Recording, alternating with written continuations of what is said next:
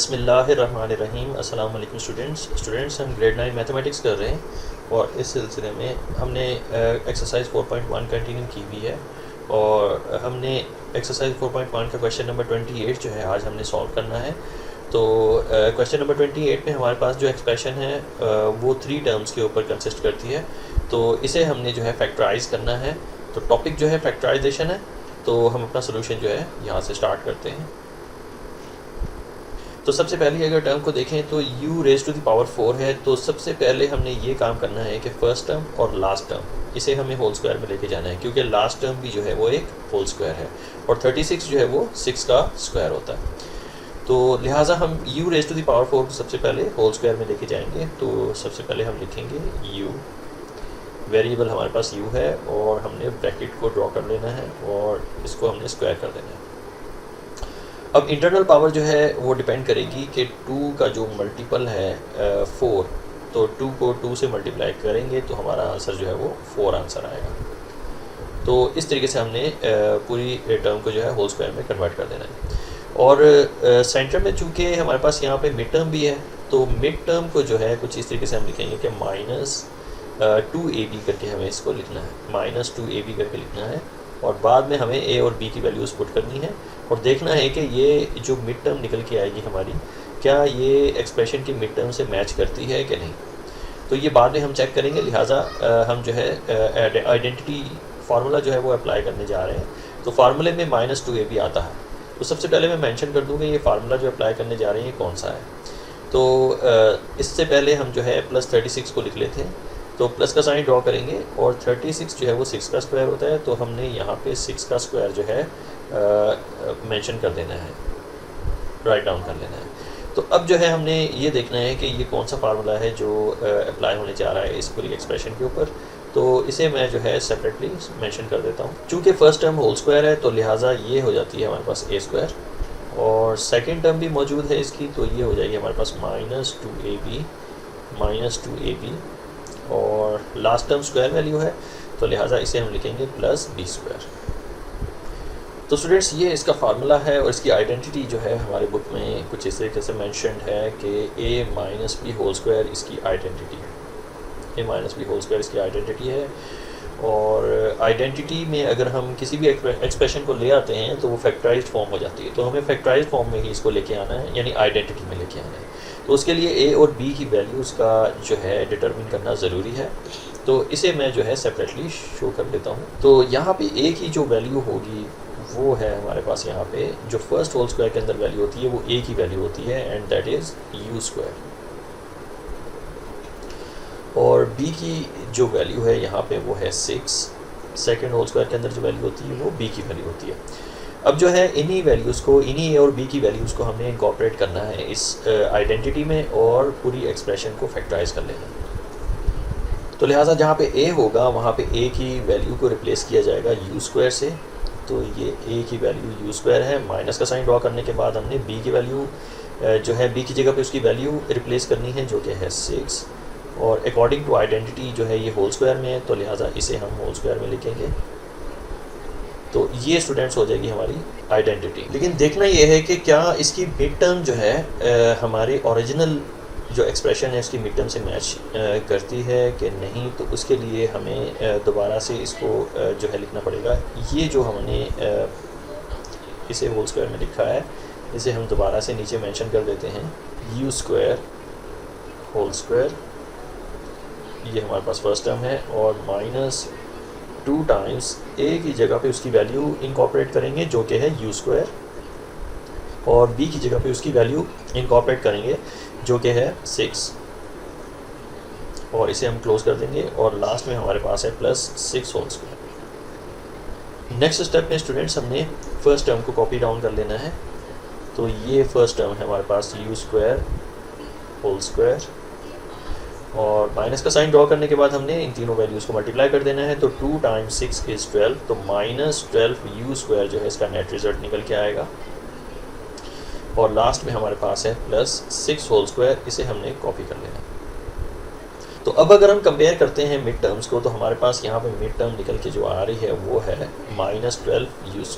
तो -12u² जो है ये बिल्कुल भी मैच नहीं कर रही हमारी ओरिजिनल मिड टर्म से, जो कि है -13u²। तो इस सूरत में हम क्या करेंगे कि -13u² में से -12u² को माइनस करके डिफरेंस निकाल। तो हम डिफरेंस निकालने जा रहे हैं कि सबसे पहले हम -13u² लिखेंगे -13u², और इसमें से हमने जो हमारी मिड टर्म निकल के आई है जो कि है -12u², इसे हमने इसमें से माइनस करना है।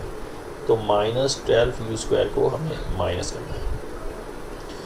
तो तरीक़ाकार वही है, रूल है कि जो निचली टर्म होती है इसका साइन चेंज करते हैं, तो इसका साइन माइनस था अब प्लस हो जाएगा, और बड़ी वाली जो वैल्यू होती है उसका साइन आगे आता है। तो माइनस का साइन ड्रॉ करने के बाद हमने 12 में से 13 को माइनस करना है, तो 1 आंसर आएगा। तो 1u² जो है हमारा नेट रिज़ल्ट है। तो 1 को हम नहीं लिखेंगे बल्कि u² को लिख लेंगे।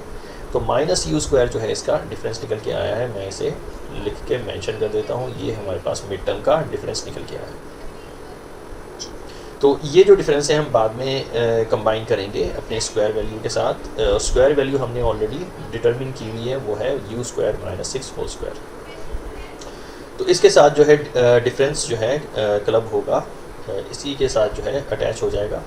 तो इसी जो आइडेंटिटी है इसको मैं दोबारा से नीचे मेंशन कर देता हूँ। तो u² - 6² हम सबसे पहले लिखेंगे, और इसके साथ जो डिफरेंस है मिड टर्म्स का यानी -u², इसके साथ हमने इसको कंबाइन कर लेना है।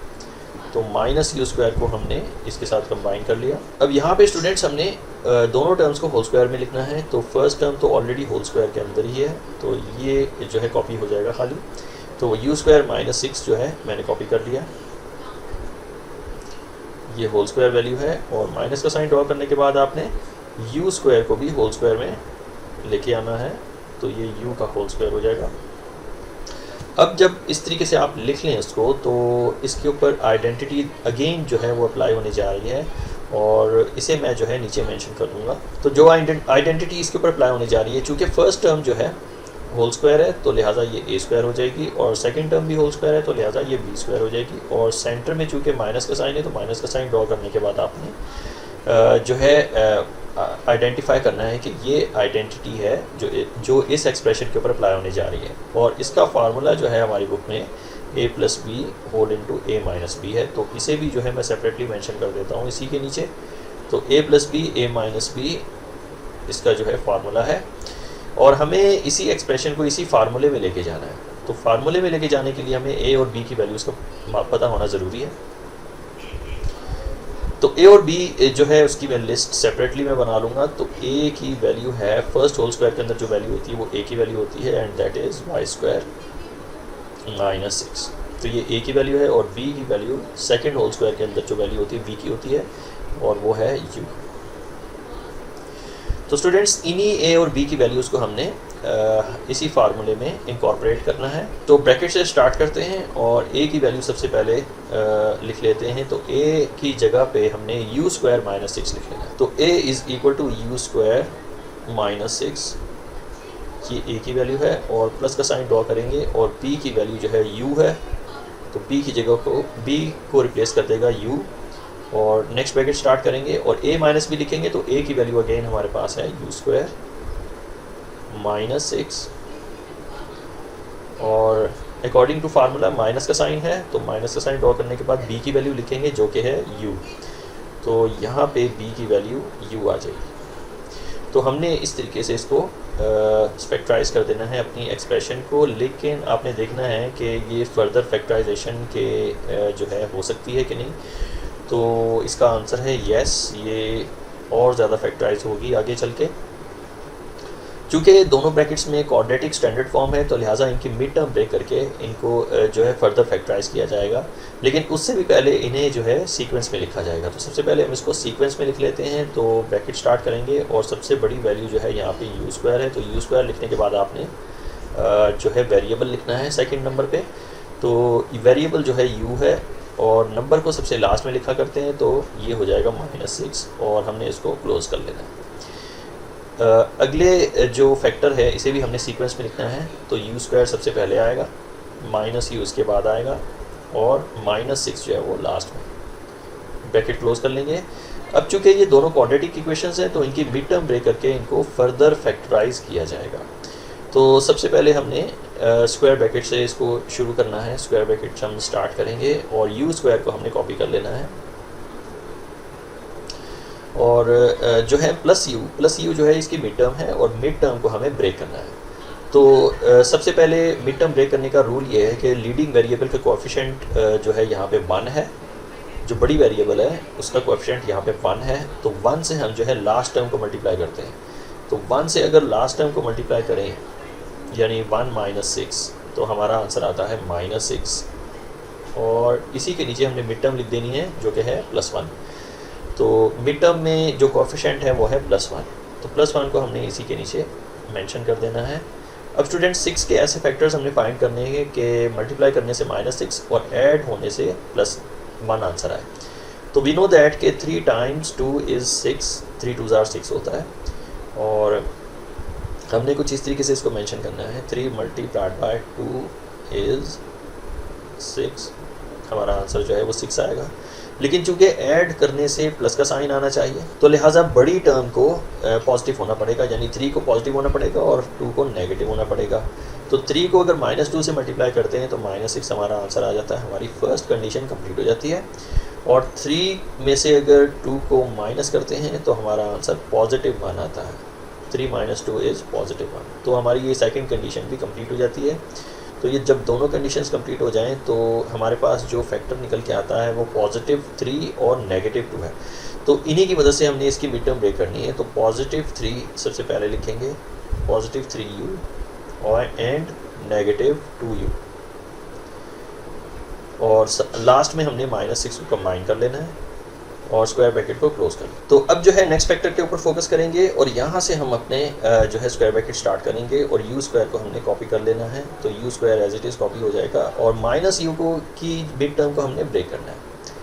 तो ब्रेक करने का वही तरीक़ाकार है कि लीडिंग वेरिएबल के कोएफिशिएंट से लास्ट टर्म को मल्टीप्लाई किया जाता है। तो वेरिएबल का कोएफिशिएंट 1 है तो 1 से हम मल्टीप्लाई करेंगे -6 को, तो हमारा आंसर -6 आएगा।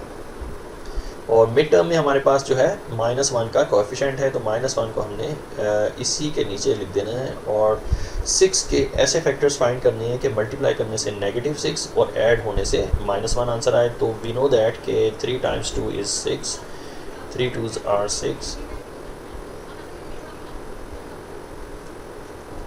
3 2 टाइम जो है हमारा आंसर 6 आएगा। लेकिन ऐड करने से हमारा जो नेट रिज़ल्ट -1 आता है, तो लिहाजा बड़ी वैल्यू को नेगेटिव होना पड़ेगा। तो माइनस रखते हैं 3 को और पॉजिटिव रखेंगे 2 को। तो 3 2 × 6 और -+- तो हमारे पास यहाँ पे फर्स्ट कंडीशन कंप्लीट होती है। और दो फैक्टर्स जो निकल के आए हैं हमारे पास वो हैं 2 - 3। तो 2 - 3 अगर हम कंप्यूट करें, कैलकुलेट करें, तो हमारा आंसर -1 आता है। तो यहाँ पे हमारे पास सेकंड कंडीशन जो है वो भी कंप्लीट हो जाती है। तो यहाँ हमारे पास जो दो फैक्टर्स निकल के आए हैं वो +2 और -3 है, जिसकी मदद से हमने मिड टर्म ब्रेक करनी है। और मिड टर्म में जो वेरिएबल है वो है u। तो सबसे पहले हम +2u लिखेंगे, +2u, और इसके साथ ही हम -3u लिखेंगे। और हमने जो है इस तरीके से मिड टर्म ब्रेक कर लेनी है और -6 को इसके साथ हम कंबाइन कर लेंगे। तो अब जो है नेक्स्ट स्टेप पे चलते हैं और इसको फैक्टराइज कर लेंगे। तो यहाँ से हम अपना स्क्वायर ब्रैकेट स्टार्ट करते हैं। तो फर्स्ट 2 टर्म में जो कॉमन है वो है u की वैल्यू कॉमन है, और ब्रैकेट के अंदर अनकॉमन वैल्यूज़ आएंगी, यानी u को u से मल्टीप्लाई करें तो u स्क्वायर, और u को अगर 3 से मल्टीप्लाई करते हैं तो हमारे पास 3u आंसर आता है। अब चलते हैं लास्ट 2 टर्म की तरफ और इसे भी हम फैक्टराइज करके लिखते हैं। तो इन दोनों में कॉमन जो है एक तो माइनस का साइन है, और 2 और 6 जो है दोनों मल्टीपल होते हैं 2 के। तो -2 जो है एज अ कॉमन बाहर निकलेगा और अनकॉमन वैल्यू जो है ब्रैकेट के अंदर आएंगी। तो -2 को अगर u से मल्टीप्लाई करें तो -2u हमारा नेट रिजल्ट निकलेगा, और -2 को अगर +3 से मल्टीप्लाई करते हैं तो -6 हमारा आंसर आएगा। और यहाँ पे हमने स्क्वायर ब्रैकेट क्लोज कर लेना है। नेक्स्ट स्क्वायर ब्रैकेट हम स्टार्ट करेंगे, और जो एक्सप्रेशन है इसकी मिड टर्म हमने ब्रेक कर ली हुई है ऑलरेडी। तो अब हम इसे फैक्टराइज फॉर्म में लिखेंगे। तो फर्स्ट 2 टर्म में जो कॉमन है वो है u को जो है हम हाईएस्ट कॉमन फैक्टर के तौर पे बाहर निकालेंगे और ब्रैकेट के अंदर अनकॉमन आएंगे, तो u times u is equal to you square, plus का साइन डॉट करने के बाद u multiplied by 2 is equal to 2u।